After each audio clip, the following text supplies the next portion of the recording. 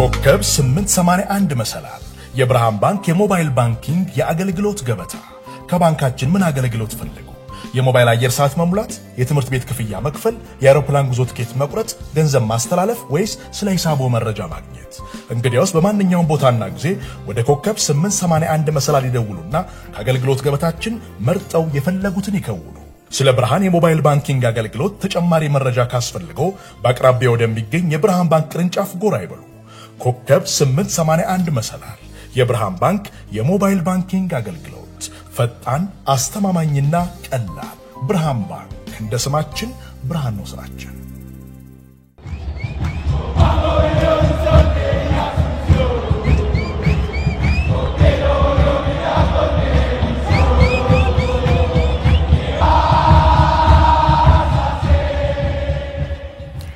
ተመልሰናል አድማጮቻችን አርኤፍኤም 95.1 ላይ ትገኛላችሁ ፕሮግራሙ ፉትቦል ካፌ ነው ከሲሪያን ጀመር ትናንትና የተደረጉትን ጨዋታዎች እናንሳ ኢንተር ሚላንም 2 ጎል ጨዋታውን አጠናቀዋል ናፖሊም ግብ ሳያስቆጥር የወጣበት ጨዋታ ነበር እንመልከተው ይሄንን ጉዳይ በርካታ ውዝግቦች የነበሩበት አሰልጣኞች ሳይቀር በቀይ ካርድ ከሜዳ የተሰናበቱበት ነበር ደግሞ በሁለቱም ጨዋታዎች በኩል ሁለቱም አሰልጣኞች ከሜዳ መውጣታቸው ነው የሚያስገርመው እንመልከተው ይሄንን ጉዳይ አልክ ነው ምሳ የውጥረቱን መጠን የሚያሳይ ይመስለኛል አሁን በአውሮፓ የዋንጫ ፍክክሩ እስከ መጨረሻው ዕለት ድረስ የሚጓዝበት ብቸኛው ሊግ ነው በሌሎቹ ሀገራት ከሞላ ጎደል በአብዛኛው ፍንጮች ነበሩ ስፔን ነው ከዘገየ ባለፈው ሳምንት የኤል ክላሲኮ ጨዋታ እስኪደረግ ድረስ የላሊጋው አሸናፊን በተመለከተ እርግጠኛ ሆኖ መናገር ያስቸግር ነበር ምክንያቱም ያንን ጨዋታ ሪያል ማድሪድ አሸንፎ ቢሆን ኖሮ በባርሳና በሪያል መካከል የነጥብ ልዩነቱ ወደ አንድ ብቻ ሊጠብ ይችል ስለነበር ስለዚህ 2-3 ጨዋታ እስኪቀረው ድረስ በላሊጋም በኩል ባርሳ በተለይ በ2025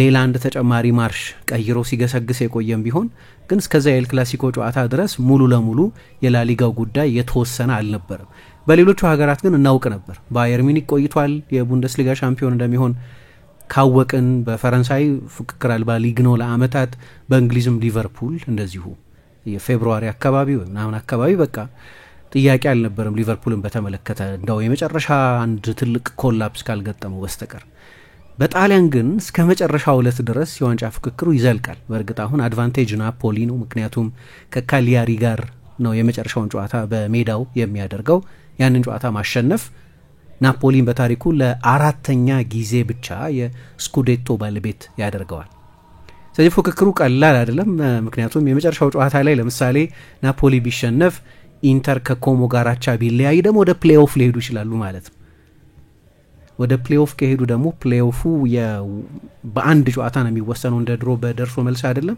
ግን በታሪክ አንድ ጊዜ ብቻ ነው ያ የሆነው 1964 ኢንተር ከቦሎኛ ከዛ ውጪ በፕሌይኦፍ ስኩዴቶ ተወስኖ አያውቅም እንግዲህ ያ እድል ሁሉ አለ ጠባብ እንኳን ቢሆን እንደዛ ሊሆን ይችላል ካሊያሪ ናፖሊን ካሸነፈና ወደ ኮሞ የሚሄደው ኢንተር እዛ አቻ ከተለያየ ሁለቱም የነጥብ ድምራቸው እኩል ስለሚሆን ከጨዋታው በፊት ሁለቱም ቡድኖች የሚገጥሟቸው ቡድኖች አሰልጣኞች የናፖሊው ክሪስቲያን ማን ነው የፓርማው ክሪስቲያን ኪቩ ከዚህ በፊት የኢንተር ተጫዋች ነበር ምሳ ስለዚህ በኢንተር ደጋፊዎች በኩል የቀድሞ ጀግናችን ውለታ ይውልልን ይሆን እያሉ ይጠብቁ ነበር ምክንያቱም ኢንተር ከዚህ በኋላ ሻምፒዮን ለመሆን ትላንትናም ግን የፊታችን እሁድም ሲጠናቀቅ በናፖሊ ነጥብ መጣል ላይ የተንጠለጠለ ተስፋ ነው ያላቸው ናፖሊ እየመራ ስለሆነ ወደዚህኛው ሳምንት ጨዋታዎች የመጣ ስለዚህ ክርስቲያን ኪቩን ውለታ ይጠብቁ ነበር ክርስቲያን ኪቩ ደግሞ ጆዜ ሞሪኞ የኢንተር አሰልጣኝ ሆኖ የዛሬ 15 ዓመት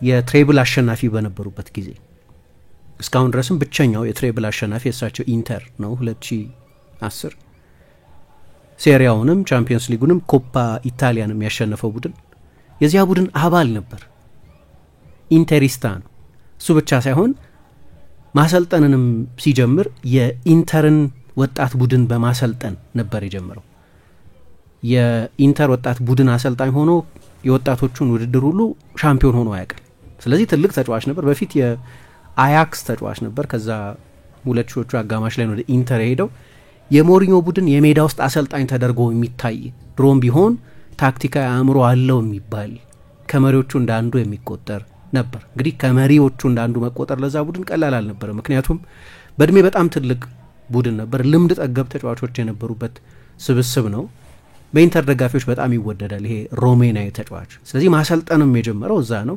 በተጫዋችነትም በአሰልጣኝነትም የማሰልጠን ታሪክ ያለው ነው። የዛ ትሬብል አሸናፊ ቡድን ትልቅ ተጫዋች ነው የነበረው እና ከኢንተር ደጋፊዎች ብዙ እንደገና የውለታ ጥያቄ ነበር እሱን በተመለከተ ማለት ነው። ፓርማ ጨዋታውን ሲያደርግ 17ኛ ስለነበር የክሪስቲያን ኪቩ ዋናው ዓላማ ለቀድሞ ክለቡ ኢንተር ውለታ መዋል ሳይሆን የአሁኑን ስራ ኃላፊነቱን መወጣቱን ነው የሚያስበው። የፓርማን በሴሪያ ማትረፉን ነው የሚያስበው። ግን በእግረ መንገድ ግን ለኢንተር ውለታ ሊሆን ይችል ነበር። ስለዚህ እሱ ትኩረት አግኝቶ ነበር ከጨዋታው በፊት። ግን እሱ ብቻ አይደለም። የቀድሞ የናፖሊ ተጫዋች አሁን የላትሲዮ አሰልጣኝ ማርኮ ባሮኒ እንደዚሁ የኔፕልስ ሰዎች ውለታ ይጠበቅባቸው ነበር። ከኔፕልስ ሰዎች ውለታ ይጠበቅባቸው ነበር። ምክንያቱም የመጀመሪያዎቹን 2 ስኩዴቶች ሲያሸንፍ በተለይ ሁለተኛውን ሲያሸንፍ የነ ማራዶና ካሬካ ካርኒቫሌ ቡድን የስኩዴቶ ሻምፒዮን ሲሆን የዚያ ቡድን አባል ነበሩ። ማርኮ ባሮኒ ከሌቼ ነበር የፈረሙት ያን ጊዜ። ያውን በዚያ የውድድር ዘመን በ2 ጨዋታዎች ላይ ለአልቤርቲኖ ቢጎን ቡድን ጎሎች አስቆጥረዋል። አንደኛው የስኩዴቶ አሸናፊ በተወሰነበት ዕለት የተቆጠረ ጎል ነበር እና የሌቼ ሰው ቢሆኑም ግን በኒዮፖሊታን ደግሞ ታሪክ አላቸው። ከዚህ በፊት ለመጨረሻ ጊዜ ስኩዴቶ ስፓሌቲ መጥተው እስኪያሸንፉ ድረስ አሸናፊ የነበረው የዚያ ቡድን አባል ነበሩ እና በዚህ ምክንያት ከጨዋታው አስቀድመው ሁለቱም ሰዎች በተጫዋችነት ታሪክ ለሰሩባቸው ክለቦች ውለታ እንዲውሉ ይጠበቅ ነበር። አንደኛው ከ15 ዓመት በፊት ታላቅ ስኬት ነበረው፣ ሌላኛው ከ35 ዓመት በፊት። የተለያየ ትውልድ አሰልጣኞች ናቸው በእርግጥ እና ይሄ አንድ ቅመም ነበር ከጨዋታው አስቀድሞ እና ሁለቱም ሰዎች ለአሁን ኃላፊነቶቻቸው ቅድሚያ ሰጥተው ቡድኖቻቸውን ያዘጋጁ ቢሆንም ማርኮ ባሮኒ ላትሲዮ ለቻምፒየንስ ሊግ ለማብቃት፣ ክሪስቲያን ኪቩ የቅጣት ምት ስፔሻሊስትም ነበር፣ እሱ ደግሞ ፓርማን በሴሪያው ለማቆየት። እሱ ቢሆንም የመጀመሪያ ግድ የሚላቸው ኃላፊነት ግን እንደ ውለታ ከተቆጠረ ሁለቱም ማድረግ ያለባቸውን አድርገዋል። ምክንያቱም ሁለቱም ነጥብ አስጥለዋል። ፓርማ ናፖሊ በኢኒዮ ታርዴኒ፣ ላትሲዮ ደግሞ በሁለቱ የፔድሮ ጎሎች ኢንተርን የበለጠ ውለታዋ ጎልቶ የሚታይላቸው አሁን የባሮኒ ሊሆን ይችላል።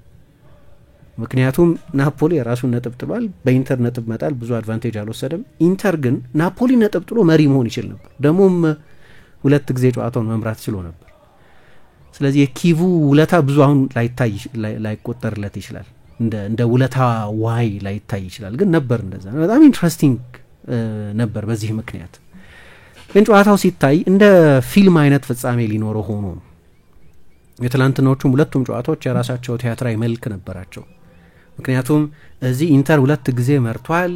እንዳነሳሹ ስሜቱ ግለት ከፍተኛ በመሆኑ የተነሳ መጨረሻ ላይ ለላትሲዮ የተሰጠው የፍጹም ቅጣት ምት ስላበሳጨው ሲሞኔ ኢንዛጊ የቺፊን ውሳኔ የአርቢትሩን ውሳኔ ተቃውሞ በቀይ ወጥቷል። 2 ጊዜ መርቷል። 2 ጊዜ መሪነቱ ተላልፎ ተሰጥቷል። ስለዚህ በጣም ትልቅ ሀዘን ነበር በጁሴፔ ሚያታ። የታወቃቸው ይመስላል የኢንተር ተጫዋቾች ጨዋታው ሲያልቅ የነበራቸውንም ስሜት ካየሽ። ምክንያቱም አሁን ትልቅ አድቫንቴጅ ከእጃቸው አመልጧል። ደግሞ በኢኒዮ ታርዴኒ የሆነ ያለውን ነገር ያውቁ ነበር። ናፖሊ ጎል አላስቆጠረም። ስለዚህ ካሸነፉ መሪ መሆን ይችላሉ። ባለቀ ሰዓትም ጎል አስቆጥሮ ነበር ማርኮ አርናውቶቪች፣ ግን ጥፋት ነበር። ስለዚህ ኦፍሳይድ ነበር። ስለዚህ የግድ ጎሉ መሻር ነበረበት። እሱም አንድ ተጨማሪ ሰስፔንስ ነበር። በዛኛው ስቴዲየም ደግሞ 2 ጊዜ 3 ጊዜ ብረት መለሰባቸው የናፖሊ ተጫዋቾች የስኮት ማክቶሚናይን በጣም አስደናቂ ቅጣት ምትን ጨምሮ። አሁን ሰሞኑን በማንቸስተር ዩናይትድ ይፈልጋል እየተባለ ያለው ከጋናዊ አባትና ከጃፓናዊት እናት በኒው ጀርዚ የተወለደው ዚዮን ሱዙኪ የሚባለው ግብ ጠባቂ የሚያስደንቁ ሙከራዎች ነው ትላንት ያድን ነበር። ስለዚህ እዛ አልሆነላቸውም፣ ግን እዛ ባሮኒ ውለታ ይዋሉላቸው። ስለዚህ ይሄ እነሱ ኤፒክ ፊናሌ የሚሉት በጣም በሚገርም አጨራረስ ነው የሴሪያው አጨራረስ። ትላንትና ግን ፔድሮ በ37 ዓመቱ 2 ጎሎችን አስቆጥሯል። ለላትሲዮ ግን በዚህ ጨዋታ ላይ የኢንተርን ፓርቲ ስፖይል የማድረግ ወይ የኢንተርን ድግስ የማበላሸት ብቻ ሳይሆን ሌላ ደግሞ ትልቅ ትኩረት ነበራቸው እነሱ ምክንያቱም የስኩዴቶ የዋንጫ አሸናፊ ማን ይሆናል የሚለው ፉክክር የሴሪያው ሻምፒዮን ማን ይሆናል የሚለው ፉክክር እንዳለ ሆኖ በቻምፒየንስ ሊግ የሚሳተፉትን ቡድኖች ስላለየ አሁን ስላልተጠናቀቀ ሌላ የሮም እና የሚላን ከተማ ቡድኖችን ጨዋታ ይጠብቁ ነበር። መቼስ ክላውዲዮ ራኒየሪ ወደ ሮማ ከሄዱ በኋላ የሰሩት ስራ ትንግርት ነው። እጅግ የሚደንቅ ስኬት ነው ያላቸው። ወደ ሮማ ከሄዱ በኋላ ባለፈው ሳምንት ብቻ መሰለኝ የተሸነፉት በሊጉ። እሳቸው ኃላፊነቱን ሲረከው 12ኛ ነበር ቡድናቸው። አሁን ከዩቬንቱስ በአንድ ነጥብ ብቻ ነው የሚያንሱት ከመጨረሻው የቻምፒየንስ ሊግ ቦታ። ትላንት ሽኝት ነበር ስቴዲየም ውስጥ እንደምታውቂው። ሮማኒስቲ ናቸው። በከተማው ተወልደው ነው ያደጉት። በዛ ክለብ እየተጫወቱ ነው ያደጉት። ለማሰልጠን ዘግይተዋል፣ ግን ለሶስተኛ ጊዜ ነው ተመልሰው የመጡት። ለመጨረሻ ጊዜ ኃላፊነታቸውን በተረከቡም ጊዜ በ2009-10 የሞሪኞ ኢንተር ትሬብል በሰራበት ጊዜ ሴሪያውን ሊያጣው ከጫፍ ደርሶ ነበር በክላውዲዮ ራኒየሪ ሮማ። መጨረሻም ላይ በ2 ነጥብ ልዩነት ምናምን መሰለኝ ኢንተር ሻምፒዮን ይሆኑ። ያኔ እንዲህ አይነት ቡድን ገንብተው ነበር። አሁን ግን እሳት የማጥፋት ኃላፊነት ሮማ እኮ ስለመውረድ ሁሉ ይወራበት ነበር። በዚህ አመት ደግሞ አሰልጣኞች 2 ጊዜ አሰናብቷል ከሳቸው መሾም አስቀድሞ። የውድድር ዘመኑን በኤል ካፒታኖ ፉቱሬ ወይ በወደፊቱ አምበል ሊሉት በነበረው በኋላ አምበል በሆነው በዳንኤሌ ደሮሲ ነበር የጀመሩት። እሱ ሳይሳካ ቀረ፣ ወይም እኔ እንደማስበው ቸኩሎ አሰናበቱት። ከዚያ ኢቫን ዩሪች ተሾሙ። ከኢቫን ዩሪች ስንብት በኋላ ግን ሌላ እሳት የሚያጠፋ ሰው የፍሬክዲን ቤተሰብ ሰዎች ማምጣት ነበረባቸው። ያለ ወሰን በሮማኒስቲ የሚወደዱትን ክላውዲዮ ራኒየሪን አመጧቸውና የውጤት ግስጋሴያቸው ሁሉ በጣም የሚያስደንቅ ነው። አሁን እንዲያውም እስከ ቅርብ ጊዜ ድረስ በአውሮፓ 5 ሊጎች ከባርሰሎና ቀጥሎ ትልቁ የውጤት ስትሪክ የሮማ ነበር። ስለዚህ የላትሲዮ ተጫዋቾች ከኢንተር ጋር ሲጫወቱ የላትሲዮ ደጋፊዎች ከኢንተር ጋር ሲጫወቱ አንድ አይናቸውና አንድ ጆሮአቸው እዛው ሳንሲሮ ጁሴፔ ሚያትሳ፣ ሌላኛው አይናቸውና ጆሮአቸው ደግሞ በስታዲዮ ኦሊምፒኮ የሚደረገው ላይ ማተኮር ነበረባቸው። ስለዚህ ሁለቱም ጨዋታዎች ጆፓርዲ ነበራቸው። ለምንም የሚጫወት ቡድን አልነበር። መሸነፍ የሆነ የሚያሳጣው ነገር ነበር። ምክንያቱም ፓርማ አሁን ትላንት 1 ነጥብ አገኘና ወደ 16ኛ ከፍ አለ እንጂ ያቺ 1 ነጥብ ልዩነት ታመጣለች። ምክንያቱም ሌቼና ኢምፖሊ 31 ነጥብ ነው ያላቸው። አሁን ትላንት 1 ነጥብ አገኘን ወደ 33 ከፍ አለ። ቢሸነፍ 32 ነበር የሚሆነው ማለት ነው። ደግሞ ኢምፖሊ ያሸንፏል ያለፉትን 2 ተከታታይ ጨዋታዎች። ስለዚህ ከዘገየ በኋላ ያንሰራራ ነው። በሁለቱም ስቴዲየሞች አንደኛው ሁለቱ ለሻምፒዮንነት ሌሎቹ ለቻምፒየንስ ሊግ ተሳትፎ ወይ ለአለመውረድ የሚደረጉ ጨዋታዎች ስለነበሩ በቃ በእግር ኳስ የምትፈልጊው ይሄንን ነው። 37ኛው 38ኛው ሳምንት ላይ ጆፓርዲ በሁሉም መልክ ለአውሮፓ ውድድር ለመሳተፍ ሻምፒዮን ለመሆን ወይ ለአለመውረድ የሚደረጉ ጨዋታዎች ነበሩ እና በሳንሲሮ እኔ አንዳንዴ ለተጫዋቾችም ጥሩ አይመስለኝም በሌሎች ስቴዲየሞች የሆነ ያለውን ነገር መከታተል ወይም ማወቅ አለማወቅ የሚችሉበት እድል አልነበራቸውም። በእርግጥ በኢኞ ታርዴኒ ጎል እየተቆጠረ ስላልነበር የጎላ ድምጽ አልተሰማም። ከፍ ያለ ዴሲቤል ያለው ድምጽ አልተሰማም።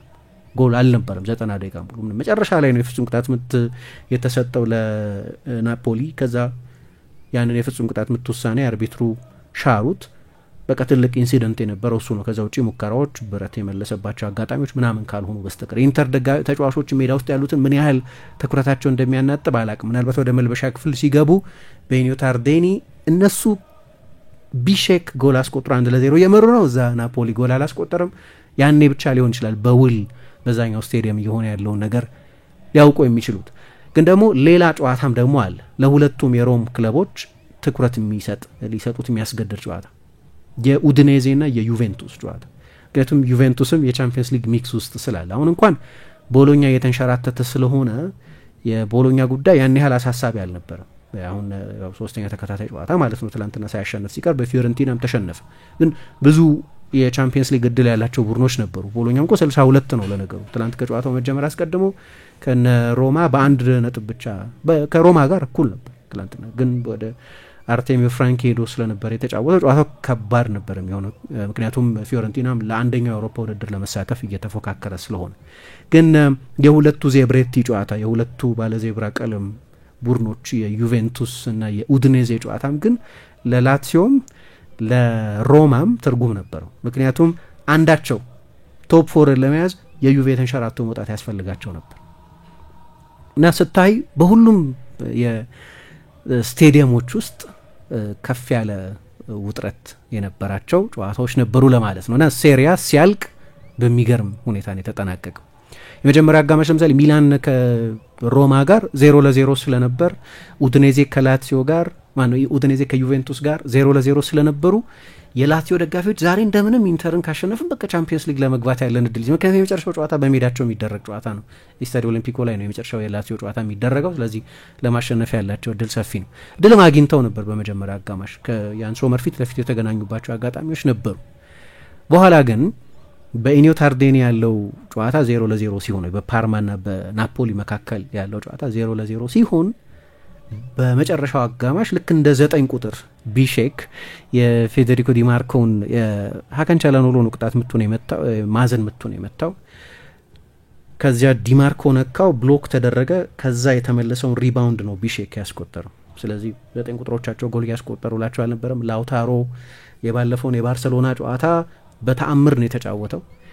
ስለዚህ አሁን ትላንት እየተመለከተ ነበር ስቴዲየም ውስጥ እንጂ ጨዋታው ተሳታፊ አልነበረም። እስካሁን ድረስ ወደ ኢንተር ከመጣ በኋላ የሚያረካ ብቃት እያሳያል ሆኖ ማህዲ ታሬሚ ነው ትላንትና በ9 ቁጥር ከማርከስ ቱራም ጋር አብሮ የጀመረው 2 ረጃጅም አጥቂዎችን ነው አሰልጣኙ የተጠቀሙት እና አድቫንቴጅ ኢንተር ነበር የመጀመሪያ አጋማሽ ላይ 1-0 እየመሩ ስለነበር እዛ ግን ጎል አልተቆጠረም። በዛ ምክንያት ነው አድቫንቴጁ የነበረው።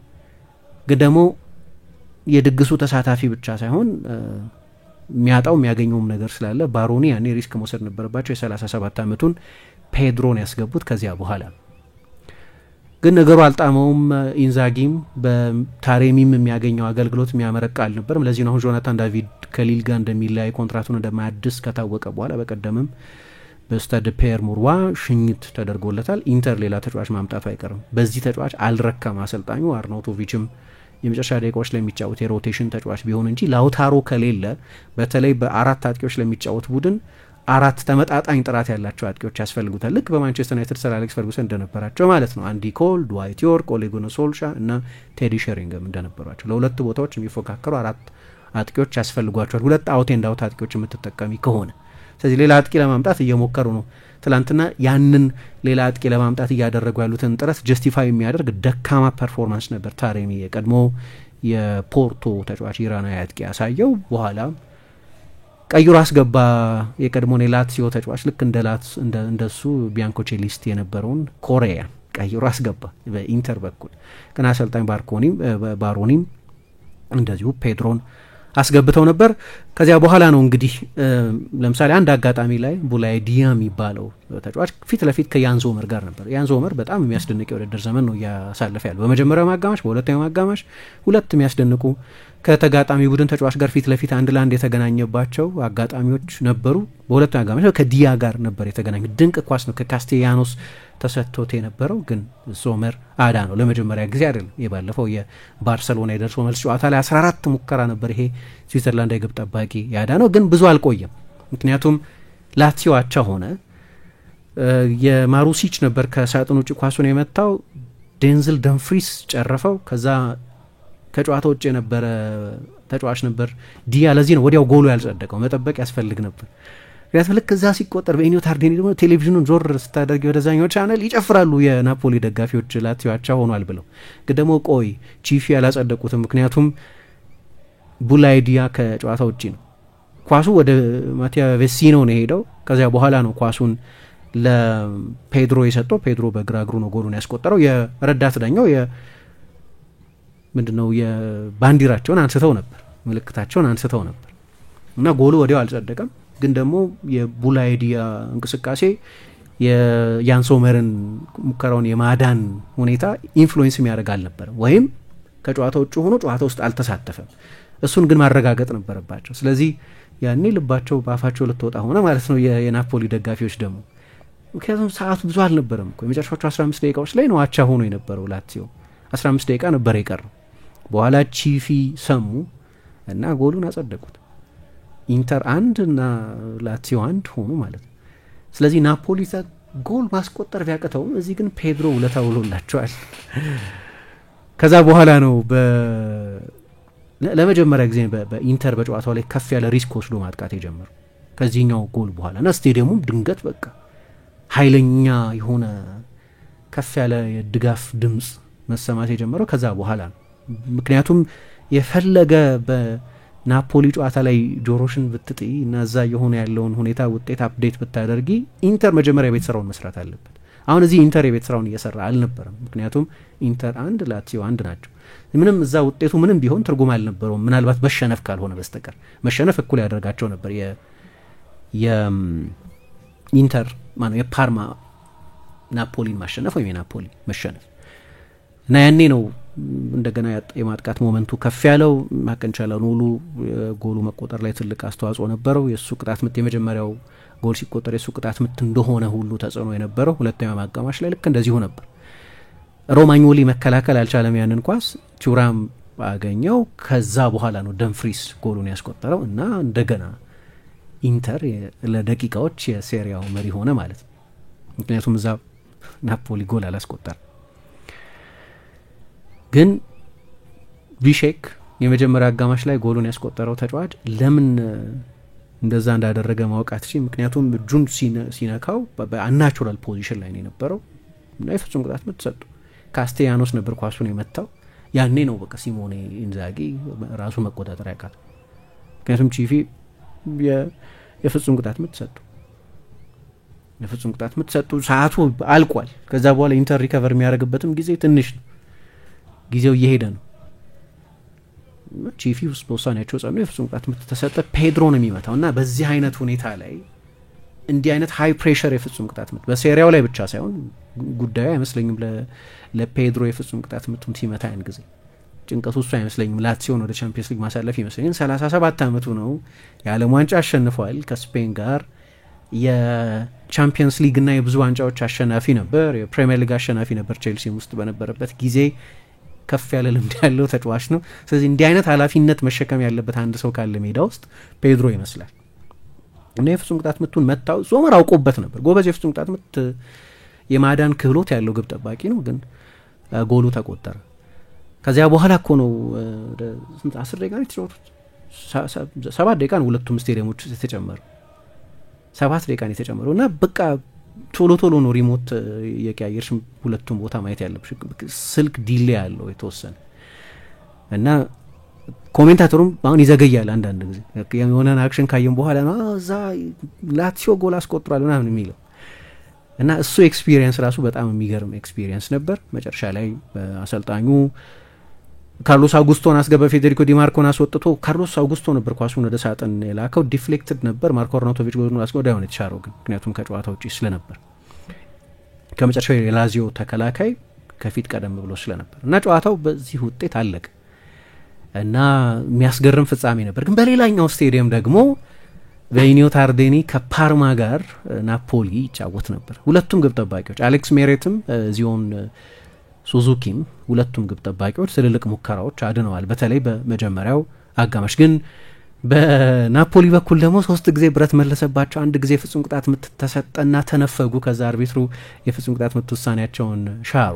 ቅድም እንዳልኩት የክርስቲያን ኪቮ ቡድን ነው ፓርማ እና ወጣት ተከላካዮች ነው የነበሩት። ብዙ ጉዳቶች ስላሉ በፓርማ በኩል ቺራቲ፣ ሊዮኒ፣ ባለው ሶስቱም አንደኛው 22 አንደኛው 21 አንደኛው 18 ዓመታቸው ብቻ ወጣት ተከላካዮችን ነው ትላንትና ክርስቲያን ኪቮ የተጠቀመው። ያው ተከላካዮችን በማሰልጠን የሚዋጣለት ይመስለኛል። ምክንያቱም በጣም የላቀ ተከላካይ ስለነበር ክርስቲያን ኪቮ ራሱ እንደውም አሁን ነው አይደለም ብዙ ጊዜ ቦል ፕሌይንግ ሴንተር ባክ ምናምን እንላለን። ያኔ ያው የአያክስ ተጫዋች አልነበረም። አያክስ ደግሞ ካሰለጠነሽ ያው በእግር የመጫወት ክህሎትን ማዳበርሽ የማይቀር ነገር ነው። ስለዚህ ትላንት በወጣት ተከላካዮች ቢገባም ግን አብዛኛውን ጊዜ ተቋቁሟል። እኔ እንዲያውም አንዳንድ ጊዜ የኮንቴ ቡድን በተለይ ኦሬሊዮ ደ ላውሬንቲስ ማንም ውሳኔውን ይወስነው ብቻ ማንም ይወስነው ግን ክቪቸክ ቫራትስኬሊያን የመሸጥ አይነት ውሳኔ አሁን ምናልባት ስኩዴቶን ካሸነፉ አጀንዳ ላይ ሆን ይችላል።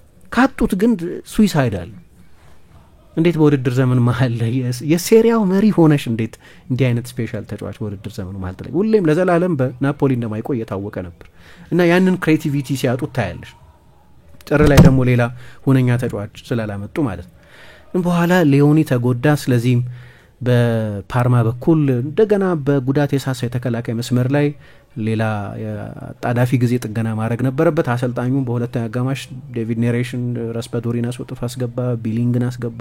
ስለዚህ ብዙ ክሮስ ማድረግ ጀምሮ። ቢሊንግ በጣም ረጅም ነው፣ ማክቶሚኔ ረጅም ነው፣ ሉካኩ ሜዳ ውስጥ ከነበረበት ጊዜ ድረስ ረጅም ነው። ብዙ ክሮስ ለማድረግ ይሞክራሉ፣ ግን የወጣት ተከላካዮች ባክስር የነበረው ፓርማ ይሄንን በሚገባ ተቋቁሞ ነበር። አብዛኞቹ እነዚህ ብረት የመለሰባቸው ሙከራዎች የፖሊታኖም የስኮት ማክቶሚናይ ቅጣት ምትም እነዚህ ሁሉ ከሳጥን ውጭ የተደረጉ ናቸው እና ይሄ በተለይ ትናንት ስታኒስላቭ ሎቦትካ ስላልነበር ልክ በሌሎቹ ጨዋታዎች ላይ በሰስቴንድ አታክ በመስመሮች መሀል የጎል እድል ቡድኑ ለመፍጠር የነበረው አንዱ ሁነኛ መሳሪያ አልነበረም። ሎቦትካ በጣም ድንቅ ተጫዋች ነው። ላሊጋ ውስጥም በነበረበት ጊዜ ባለፈውም የሴሪያው አሸናፊ ሳሉ እንዲሁ ጠቃሚ ተጫዋች ነበር እና አብዛኞቹ ሙከራዎች አደገኞቹ ሙከራዎች ከሳጥን ውጭ የተደረጉ ናቸው። ግን ሌሎቹ ኢላማቸውን የጠበቁት ሙከራዎችንም ሱዙኪ የስኮት ማክቶሚናይ ቅጣት የምትጨምረው እሱ ባይነካው ኖሮ በቀጥታ ጎል ውስጥ ነበር የሚመሰገው። ማክቶሚናይ አንዳንድ ማናቃቸው ችሎታዎችን ነው እዛ ከሄደ በኋላ ያሳየው። በማንቸስተር ዩናይትድ ብዙ ቅጣት ምት ይመታን ያላስታውስም፣ ግን እዛ ሄዶ ቅጣት ምት ይመታል በጭንቅላቱ። ዩናይትድም እያለ ጎል ያስቆጥር ነበር። አምናም ብዙ ጎሎች ያስቆጥሯል አስታውሳለሁ። ግን እዚህ ደግሞ ኃላፊነቱ ምን ያህል ከፍ እንዳለ ያሳያል። በዛ አይነት በጣም ዲሳይሲቭ በሆነ ጨዋታ ላይ አሰልጣኝ ኮንቴ ቅጣት ምት መቻ ኃላፊነት ለሱ ሰጥቶት ነበር። ጊዜው እየሄደ በሄደ ቁጥር ግን እኔ በዚህ አመት ብዙ ጨዋታ የተጫወተው ኢንተር ነው እና የኢንተር መዳከም የራሱ ማብራሪያ ይሰጠዋል። ምክንያቱም በቻምፒየንስ ሊግ ፍጻሜ ላይ ተገኝቷል። ኮፓ ኢታሊያ ግማሽ ፍጻሜ ድረስ ሄዷል። በሱፐር ኮፓ በጣሊያን ሱፐር ካፕ በሳውዲ በተደረገው ላይ ደግሞ 2 ጨዋታዎችን አድርጓል እና ብዙ ጨዋታ አድርጓል። ከኢንተር በ15 የበለጠ ጨዋታ አድርጓል። በእድሜም የገፋ ቡድን ነው። ለነገር ሁለቱም የሚገርምሽ ወደ ጣሊያን ነው ኬቨን ደ ብሮይን ወደ ናፖሊ ሊሄድ ይችላል ሲባል ጥሩ ነው ነው ምክንያቱም በሱ እድሜ ላሉ ተጫዋቾች ይሆናል ሊጉ። አሁን አንደኛና ሁለተኛ ያሉትን ቡድኖች ብታይ በእድሜም አንደኛና ሁለተኛ ናቸው። በእድሜ መግፋት ማለት ነው 31 እና 30 ዓመት ነው በአቨሬጅ። ግን ደግሞ የኢንተር ብዙ ጨዋታዎችን በማድረግ የመጣ መዳከም ነው ቢባል የናፖሊ ግን አይገባም። አሁን የመጨረሻ 15 ደቂቃ ላይ ኃይለኛ ዝለት ታያለሽ። ኮርስ በጣም ሪትሪት ማድረግ ጀመረ። ለአንድ ነጥብ መጫወት ጀመረ። ዲያውም እኮ ተናዶ እኮ ነው በቃ የወጣው 10 እኔ እንግሊዝ አይቻል አቅም ማለት ጨዋታው ካለቀ በኋላ ተጫዋች በየሰበቡ ሳይጎዳ ተጎድቻ ያለው እያለ ሲወድቅ አይቻል አቅም እንግሊዝ ውስጥ ነኝ ለዛ ነው የተናደድኩት ምናምን አለ እሱም። በኋላ እኮ ክሪስቲያን ኪቩም ከእሱ ጋር ያን ያህል የመረረን ባይሆን መጠነኛ ሰጣ ገባና ውጥረት ነበር በዛ በቴክኒክ ስፍራው ላይ እና የፓርማ ተጫዋቾች ሰዓት ይገሉ ነበር። ግን አንድ ነጥቡ ደግሞ በደንብ ያስፈልጋቸዋል። ስለዚህ በአይኒ ሚንስ ነሰሰሪ ያችን አንድ ነጥብ ለማግኘት ጥረት ቢያደርጉ ምንረዳው ይመስለኛል። ውድ አንድ ነጥብ ስለነበር ከሴሪያው መሪ ጋር የሚገኝ ስለነበር ምንም ለውጥ ቢያደርግ ግን እየተሳካ አልነበረም እና መጨረሻ ላይ የፍጹም ቅጣት ምት ተሰጠ። ዶቬሪ የሚባሉ አርቢትር ነበሩ ጨዋታውን የዳኙት። የፍጹም ቅጣት ምቱ ግን በኋላ ተሻረ። ይሄም ከፍ ያለ ቁጣ አስነስቶ ነበር። አይ ቲንክ ትክክለኛ ውሳኔ ነው መጨረሻ ላይ ወሰኑት። ይሄ ማስቆጣቸው ግን ትንሽ ያበረደላቸው የሚመስለኝ የሉካኩን ሪያክሽን አይተሹ ከሆነ ልክ የፔድሮ ሁለተኛ ጎል ከተቆጠረ በኋላ እዛው የናፖሊ ደጋፊዎች ደስታቸውን ይገልጹ ስለነበር የናፖሊ አዌይ ሴክሽን ላይ ጎል ደስታ ከታየ ውጤቱ ለናፖሊ የሚጠቅም እንደሆነ ማወቅ ይቻላል። በዛ አብዛኛው ስቴዲየሙ ክፍል አብዛኛው በቃ የኒውተር ዴኒ ታዳሚ ፓርማን ብቻ ነው የሚደግፈው። እዛ ጋር ያለው የአዌይ ደጋፊ ሴክሽን ግን ሲጨፍር በቃ እንሽ እዚህ ያለውን ዳሜጅ ትልቅ ጉዳት እንዳያመጣ ማድረግ የሚችል ሆነ ወይም በቃ አሁን ያለው ልዩነት የሳምንቱ ጨዋታዎች ከመጀመራቸው በፊት የነበረው ልዩነት ነው። አሁንም አድቫንቴጅ ናፖሊ ነው።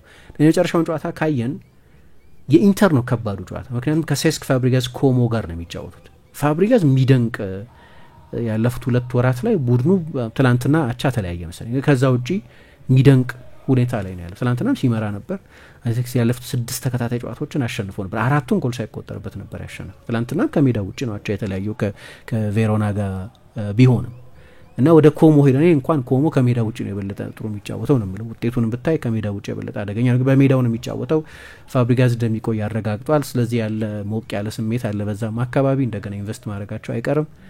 ኢንተር ደግሞ የቻምፒየንስ ሊግ ፋይናል ስላለበት 10% ብቻ ነው እድል ያለው ይላል ነው ኦፕታ ሱፐር ኮምፒውተር። ከቻምፒየንስ ሊግ ፋይናል በፊት ያለ ጨዋታ ስለሆነ ለምሳሌ ሪስክ የማያደርጋቸው ተጫዋቾች አሉ ለሚኒክ የፍጻሜ ጨዋታ ሲል። ለምሳሌ የቻምፒየንስ ሊግ ፍጻሜ ባይኖር እንደምንም ላውታሮ እንዲጫወት ሊደረግ ይችላል ለምሳሌ።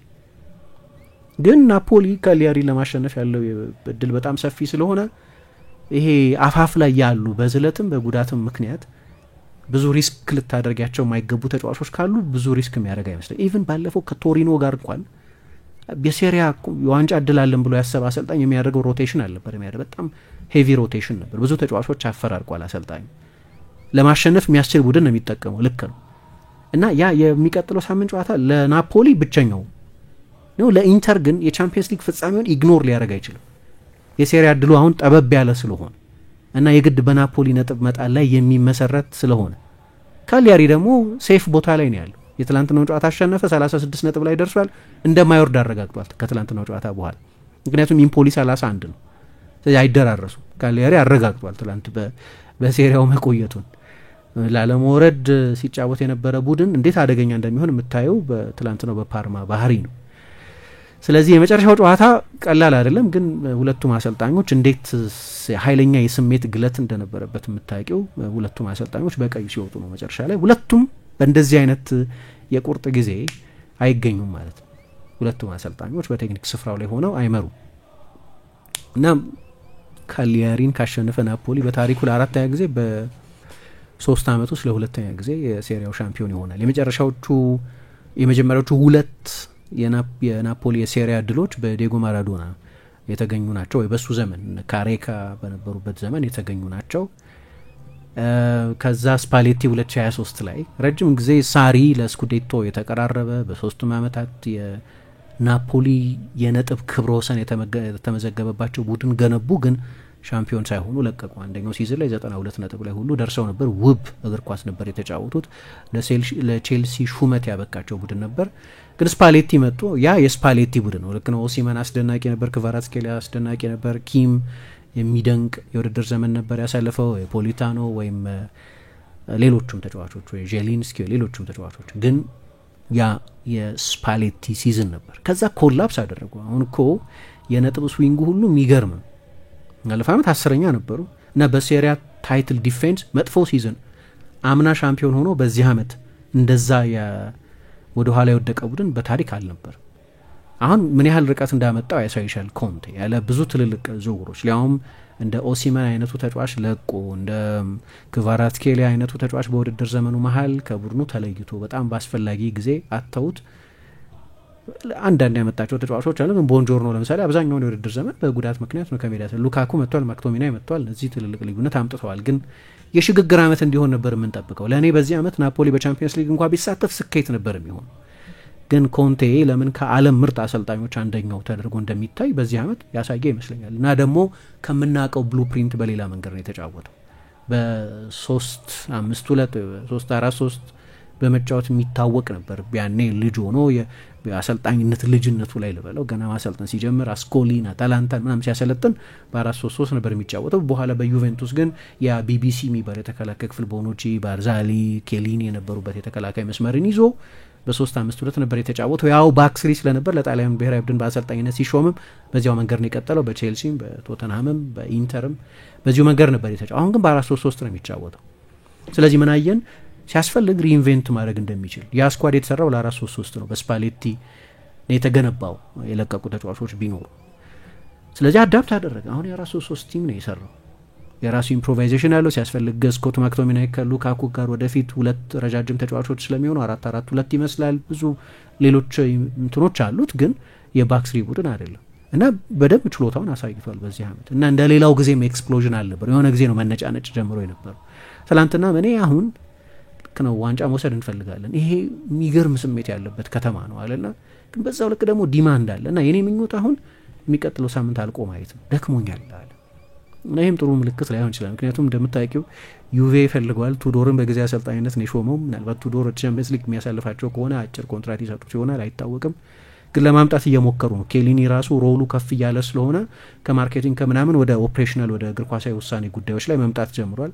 ኬሊኒና ኮንቴ ደግሞ ያው አብረው የስራ ታሪክ ያላቸው ናቸው፣ የስኬት የስራ ታሪክ ያላቸው ናቸው እና በሱ ምክንያት ባርዛሊንን መልሰው ሊያመጡት ነው፣ ቦኑቺን መልሰው ሊያመጡት ነው ይባላል በተለየ ኃላፊነት ካፓሲቲ። ሚላንም ገና አሰልጣኝ አልሾመም፣ የኮንሴሳው ግልጽ ነው መሰናበቱ። ሚላንም ሊወስዶ ይፈልጋል ይባላል።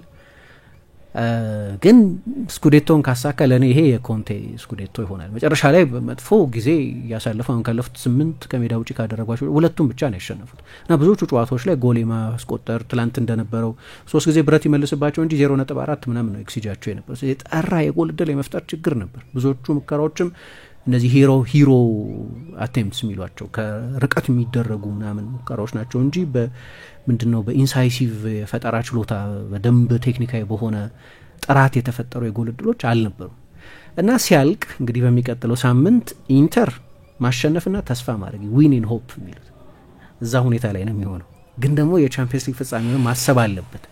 ከሳምንት በኋላ ደግሞ ከሚቀጥለው ሳምንት በኋላ ደግሞ በባቫሪያ ከፓሪስ ሳን ዠርመን ጋር የቻምፒየንስ ሊግ ጨዋታ ስላለበት ኢንተር አምና ስኩዴቶን አሸንፏል። መቼስ ማጣቱን አይቀበሉትም በዚህ አመት። ግን ቻምፒየንስ ሊግ ማሸነፍ የበለጠ ለኢንተር ያስፈልጋል። ምክንያቱም ከ2010 በኋላ የትኛውም የጣሊያን ቡድን ላለፉት 15 ዓመታት ኢንተር ብቻ ሳይሆን ማንም ፍጻሜ ደርሰዋል። ዩቬ 2 ጊዜ ፍጻሜ ደርሰዋል። ኢንተር ራሱ 2023 ላይ ፍጻሜ ደርሰዋል። ግን ሌላ የጣሊያን ቡድን አልወሰደም ቻምፒየንስ ሊግ። ስለዚህ ቻምፒየንስ ሊግ የበለጠ ማተር ያደርጋል ለአሁን፣ በተለይ ደግሞ እንደዚህ እድሉ ጠበብ እያለ ሲመጣ። ኢንተር ናፖሊ ተርፏል ለኔ። ምክንያቱም አሁን 10 አቻ ነው የተለያዩት። ክቫራትስኬሊያ ቢኖር 10 ጊዜ አቻ ይለያዩ ማለት ልዩነት ይፈጥራል። 1 2 3 ጨዋታዎች ላይ አሁን በፔዤ እያየን እንዳለ ነው ማለት ነው። ቀደምም ከትላንት በስቲያ መሰለኝ ሊጋ ሲያልቅ 2 ድንቅ ጎሎች አስቆጥሯል እና ደክሞኛል። ምክንያቱም አንዳንድ ጊዜ ከሪያሊስቲክ ካፓቢሊቲያችን አለ ከአቅማችን በላይ የሆነ መጠበቅ ነው እዚህ ያለው። የኛ አቅም ያው ሰዎቹንም በተመለከተ ዝውውር ላይ ብዙ ኮምፕሌን እንደሚያደርግ ታውቂያለሽ። በቼልሲም በነበረበት ጊዜ ቶተናም፣ ኢንተር፣ ዩቬንቱስም በ10 ዩሮ ይዘህ 100 ዩሮ ምግብ የሚሸጥበት ሬስቶራንት ውስጥ ግባ የሚሉ ሰዎች እነዚህ ብሎ ነበር ያኔ የለቀቀው ተናዶ። በ10 ዩሮ የ100 ሚሊዮን ዩሮ ውድድር የሚለው ቻምፒየንስ ሊግ ነው። ቻምፒየንስ ሊግ ዳሽንፍ ጠብቃላችሁ እንደዚህ በነጻ ተጫዋች እያመጣችሁ አይነት ቅሬታ ነበሩ። ሉካኩን መውሰድ ይፈልግ ነበር፣ አሌክሲስ ሳንቼዝን መውሰድ ይፈልግ ነበር። ያኔ አልሆኑለትም። ቅር መሰኘቱን ማይሸሽግ ሰው ነው። ግን እንደምንም ጠጋግሞ ይህንን ቡድን አካክሞ ምናምን የሴሪያው ሻምፒዮን ሊያደርገው ተቃርቧል። ይሄ ከሆነ ደግሞ ታሪክ ይጽፋል። 10ኛ ስኩዴቲው ይሆናል ማለት ነው። ከዚህ በፊት በተጫዋችነት ለዛ የሊፒ ቡድን በተለይ አብዛኛውን ጊዜ ከሳቸው ጋር ሆኖ 5 ጊዜ በተጫዋችነት ስኩዴቶን አሸንፏል። በአሰልጣኝነት ደግሞ 4 ጊዜ፣ 3 ጊዜ ከዩቬንቱስ ጋር፣ 1 ጊዜ ከኢንተር ጋር። አሁን ይሄንን በማድረግ ከጆቫኒ ትራፓቶኒ እና ከፋቢዮ ካፔሎ እኩል ትራፓ 7 ጊዜ በተጫዋችነት 2 ጊዜ በአሰልጣኝነት 9 ሲደመር ማለት ነው። በፋቢዮ ካፔሎም 5 ጊዜ በተጫዋችነት 4 ጊዜ በአሰልጣኝነት ሻምፒዮን ሆነዋል። የመጨረሻ ሻምፒዮንነታቸው አይ ቲንክ ከሮማ ጋር ነው። ምክንያቱም ከዛ በኋላ 2ቱ ስለተቀሙባቸው በካልቾፖሊ ምክንያት ማለት ነው። አሁን እሱ እንደዛ ነው። 5 እና 4 ነው። 5 በተጫዋችነት 4 በአሰልጣኝነት 9 ነው ያለው። 10 ከደረሰ በታሪክ የመጀመሪያው ይሆናል። በተጫዋችነት በአሰልጣኝነት ብዙ ስኩዴቶ ያሸነፈው በተጫዋችነትም በአሰልጣኝነትም ጂጂ ቡፎን ነው። በተጫዋችነት ብቻ ጂጂ ቡፎን 10 ጊዜ ያሸንፏል ሴሪያውን። ግን እሱ በተጫዋችነት ብቻ ነው፣ በግብ ጠባቂነት ብቻ ነው። ይህንን ካደረገው ግን ኮንቴ በተጫዋችነትም በአሰልጣኝነትም በድምር 10 ስኩዴቶ ያሸነፈ በታሪክ የመጀመሪያው አሰልጣኝ ሆነ። ማንም አድርጎት የማያውቀውን ነገር ያደርጋል። ይሄ የሚወሰነው በሚቀጥለው ሳምንት እና እንዴት ስቴዲየሙ ምን አይነት ስሜት እንደሚኖረው መገመት ትችላለሽ። የሚገርመው ወደ አውሮፓ ሄደሽ ጨዋታ ማየት ብትፈልጊ በጣሊያን ቲኬት በቀላሉ ይገኛል። አንደኛ ርካሽም ነው፣ ሁለተኛ ስቴዲየሞቹም እንደምታያቸው የሚኒሲፓሊቲ የምን ስለሆኑ ትንሽ ስቴዲየሞች ብቻ ናቸው። የዩቬንቱስ የአታላንታ ስቴዲየሞች ብቻ ናቸው ዘመናዊ ስቴዲየሞች ለእግር ኳስ ጨዋታ ብቻ ተብለው የተሰሩ። ሌሎቹ የሩጫ መማ አላቸው፣ ለፉትቦል ብቻ ተብለው የተሰሩ አይደሉም። እና የሲዝን ቲኬት የአኑዋል ሲዝን ቲኬት የሚገዙ ሰዎች አመታዊ ቲኬት የሚገዙ 9,000 ምናምን ብቻ ናቸው። በሴሪያው ከአነስተኞቹ አንደኛው የናፖሊ ነው። አንዱም ያው በኢኮኖሚ በኩል እንደምታውቂው ደቡብ ጣሊያን ከሰሜኑ ጋር ሲነጻጸር ኢኮኖሚካል ዲስአድቫንቴጅ ያለው ምናምን ስለሚባል አለመቻልም ነው፣ የመግዛት አቅም አለመኖርም ነው። ግን ያለታ ሰው ተለቅቶም ተውሶም ቢሆን ስቴዲየም እንደሚተም መገመት ትችላለሽ። ምክንያቱም ናፖሊ በድጋሚ የሰሜን ጣሊያንን የኢንዱስትሪ የፋሽን እና ማዕከል የሆነውን የሰሜን ጣሊያንን ቡድን በልጦ የሴሪያው ሻምፒዮን ሊሆን 90 ደቂቃ ነው የቀረው። ግን አይ ቲንክ ክላይማክሱ የነበረው ትላንትና በቃ ጡዘት የነበረው ትላንትና ነውና እግር ኳስ ደግሞ እኔ እንደዚህ ነው ማየት የምወደው። የሆነ የሚጎድል ነገር ሲኖር ባለማሸነፍ የሚታጣ ነገር ሲኖር ነው ድራማ የሚኖር። አሁን በቅርብ ጊዜ ፋይናንሻል ዲስፓሪቲው ምኑ ሲሰፋ አንድ እግር ኳስ ያሳጣን የመጣው ነገር ይሄ ፕሬዲክታቢሊቲ ነው። ጣሊያን ወደውም ይሁን ሳይወዱ ኮቪድ በፈጠረው ምክንያት ይሁን በዩቬንቱስ መዳከም ምክንያት ወይ በማናቸው ምክንያት ባለፉት ዓመታት የተለያዩ ሻምፒዮኖችን ያየን።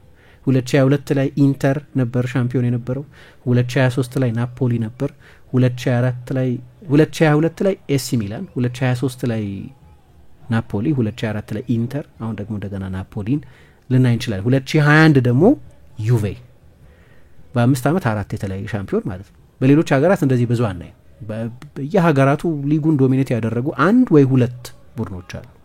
በእንግሊዝ ለረጅም ጊዜ ሲቲ ነበር ባለፉት ዓመታት፣ በፈረንሳይ ፓሪስ ሳን ጀርማን ነው፣ በስፔን ባርሳ ማድሪድ የተፈራረቁ ሁለት፣ በቡንደስሊጋ ላይ ፈርኩሰን ገባ ግን በአብዛኛው ባየር ሚኒክ። በጣሊያን ግን በሆነ ምክንያት በየአመቱ አዳዲስ ሻምፒዮን እናያለን። በየአመቱ ቢፈራረቁ የዩቬ ወደ ኋላ ማለትም ነው እንግዲህ እንደምታዩ ብዙ ኢንስቲትዩሽናል ችግር አለ። አኝሊ ለቀዋል፣ ኤክነር ናቸው የሚወስኑት። የአሰልጣኝ ተርኖቨሩም ከፍተኛ ነው። ቡድናቸው እንደገና አዲስ የጨዋታ እምነት በአዲስ አሰልጣኝ ለመገንባት እየሞከረ ነው። ስለዚህ የጣሊያን እግር ኳስ ባለፉት ዓመታት ከፉክክር አንጻር ካየ ነው ብዙ አለመገመት ያለው ነው እና የመጨረሻው ጨዋታ ሳያልቅ ሻምፒዮን መሆኑ ሳይለይ የሚደረግ ቢሆንም ግን የናፖሊ አድቫንቴጅ ሰፋ ያለ ይመስላል። ኢንተር ካላሸነፈ አቻም ሻምፒዮን ሊያደርገው ይችላል ናፖሊ። የካሽጎ መተግበሪያን ተጠቅመው ወዳጅ ዘመድ ከውጭ ሀገራት ገንዘብ ሲልክሎ በተላከበት ፍጥነት ወደ ብርሃን ባንክ ሂሳቦ ገቢ ይሆናል። ካሽጎን ሲጠቀሙ የሚያገኟቸው ልዩ ልዩ ጥቅሞች: የተሻለ ምንዛሬ ከተጨማሪ ሽልማት ጋር፣ ምንም አይነት የመላኪያ ገንዘብ ሳይከፍሉ ከ$5 እስከ $20,000 መላክ፣ ገንዘብ በካሽጎ በተላከበት ቅጽበት ወደ ብርሃን ባንክ ሂሳቦ በቀጥታ ይገባል። ዘመናዊና አስተማማኝ የደህንነት መጠበቂያ ያለው በመሆኑ ከመጭበርበር ስጋት ፍጹም ነፃ ነው። የካሽጎ መተግበሪያ ለአጠቃቀም ቀላልና ቀልጣፋ እንዲሁም ማንኛውም ሰው በሚረዳበት መንገድ የተዘጋጀ ሲሆን እርሶም የካሽጎን መተግበሪያ ከአፕ ስቶር እና ከጉግል ፕሌይ ስቶር በማውረድ በየትኛውም ቦታና ጊዜ መጠቀም ይችላሉ። እንደ ስማችን ብርሃን ነው ስራችን። እስኪ ደግሞ የተወሰነ አድማጮቻችን አስተያየት እንቀበል። ኢንተር ናታል ሳሙኤል ኢንተር በሜዳው ነጥብ የጣለበት ሁኔታ ፍጹም ተገባይነት የለውም። 2 ጊዜ መርቶ ጎሉና ነጥቡን አለማስጠበቁ በጣም ያሳዝናል። በእጁ የገባውን ዋንጫ አሳልፎ ነው ለአንቶኒዮ ኮንቴ የሰጠው። ስለ አርሰናል ደጋፊዎች የሚሉትን እንሰማለን ግን ደግሞ አንፈርድም። የ105 ሚሊዮን ፓውንድ የእንግሊዝ ሪከርድ ፈራሚ ያለው ግን አርሰናል ውስጥ እንደሆነ ማንም ሰው ባይረሳው ላለው። በተረፈ ግን ካንተ ለመስማት ተጠብቃለሁ ብሎናል ብሩክ ፈርሚኒዮ። አርሰናል በሚቀጥለው አመት ከጉዳትና ከቀይ ካርድ በላይ አቻ ውጤቶችን መቀነስ አለበት። 14 ጨዋታ አቻ መውጣት ሊጉን ለማንሳት ብቁ አያደርግም። ትናንትና ድራማን የተመለከትነው ዋንጫው ኢንተር ከእጁን የወጣው ሙሉ በሙሉ በሚባል ደረጃ አሸንፈው ቢሆን ኖሮ እንደዚህ አንልም ነበር። ቀሪው ጨዋታ ከኮሞ ነው ከሜዳ ውጭ የሚጫወተው። ቢያሸንፍም ናፖሊ አቻ ወይም ሽንፈት እስካላስተናገደ ድረስ ምንም የሚፈጠር አይመስለኝም። በመጨረሻ ቀን ሌላ ድራማ ካላየን በስተቀር ናፖሊ በካግሊያሪ በሜዳ ይሸንፋል የሚል እምነት የለኝም። ሁሉም ነገር ግን ትናንትና ምሽት ያለቀ ይመስለኛል ብሎናል ብሩክ ፈርሚኒዮ። አብደል የሚል አድማጫችን ከሚገባው በላይ የሚወራለት ክለብ አርሰናል ነው። ሁሌም ዋንጫ ላለማንሳታቸው ሰበብ ያብዛሉ። ቀጣይ አመት ሁሉም ክለቦች ተጠናክረው ስለሚመጡ አርሰናል ዋንጫ ማንሳት ይከብደዋል ብሎናል አብርሃም መንግስቱ። የአሁኑ አመት ለአርሰናል ተጫዋቾች ጉዳትና ቀይ ካርድ የተፈልገውን ውጤት እንዳናገኝ አድርጎናል። በሚቀጥለው ሲዝን እነዚህ ችግሮች ተቀርፈው ለዋንጫ የሚፎካከረውን አርሰናል እንመለከታለን ብዬ አስባለሁ። በስተመጨረሻም ለሻምፒየንስ ሊግ ለማለፍ የሚደረገው 38ኛው ሳምንት ኖቲንጋም ፎረስት ከቼልሲ ጨዋታ ከወዲሁ ይጠበቃል ብሎናል። ሜሊስ ሉዊስ ስኬሊ የሚል አድማጫችን ፕሪሚየር ሊጉን ራሱ ነው ወይስ አይ የሉዊስ ስኬሊ አድናቂ ይመስለኛል።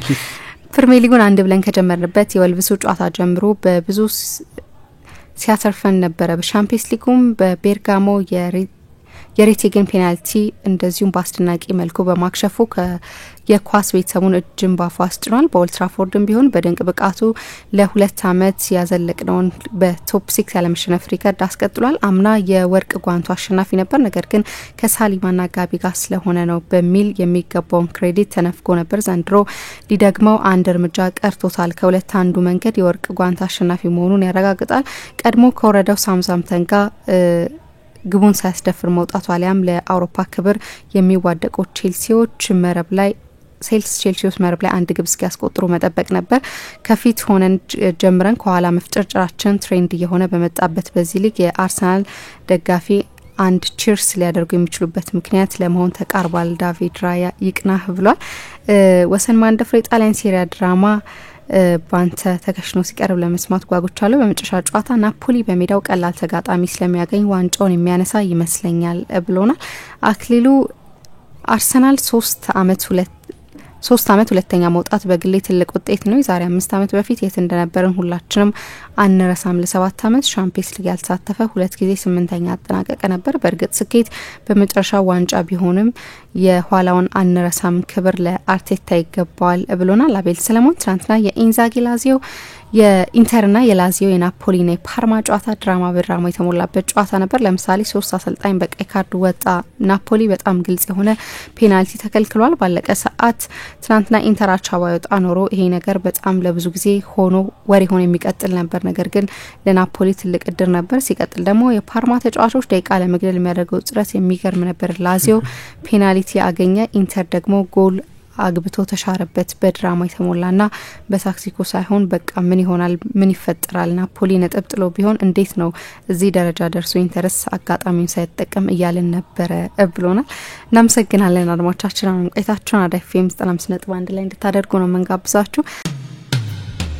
ኮከብ 881 መሰላል የብርሃን ባንክ የሞባይል ባንኪንግ የአገልግሎት ገበታ። ከባንካችን ምን አገልግሎት ፈልጉ?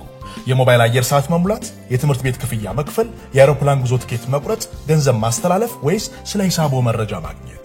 እንግዲያውስ በማንኛውም ቦታና ጊዜ ወደ ኮከብ 881 መሰላል ይደውሉና ከአገልግሎት ገበታችን መርጠው የፈለጉትን ይከውኑ። ስለ ብርሃን የሞባይል ባንኪንግ አገልግሎት ተጨማሪ መረጃ ካስፈልገው በአቅራቢያው ወደሚገኝ የብርሃን ባንክ ቅርንጫፍ ጎራ ይበሉ። ኮከብ 881 መሰላል የብርሃን ባንክ የሞባይል ባንኪንግ አገልግሎት ፈጣን አስተማማኝና ቀላል። ብርሃን ባንክ እንደ ስማችን ብርሃን ነው ስራችን።